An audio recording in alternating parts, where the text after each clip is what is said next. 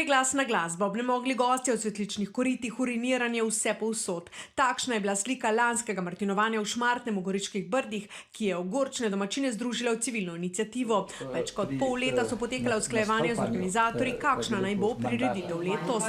To soboto in nedeljo tako napovedujejo. Glasno glasbo bodo predvsem zamenjali poulični glasbeniki, folklorne skupine. Dajemo resnično velik poudarek temu našemu proizvodu, se pravi vinu, kulturnemu pitju, spoštljivemu pitju vina. Domačini bodo sodelovali pri izdelavi tradicionalnih tarcentov in martincev, vendar zadržano, poudarjajo, saj se izgubljeno zaupanje gradi počasi. Predstavniki civilne iniciative pravijo, da bo letošnje martinovanje testno in da popravnega izpita ne bo.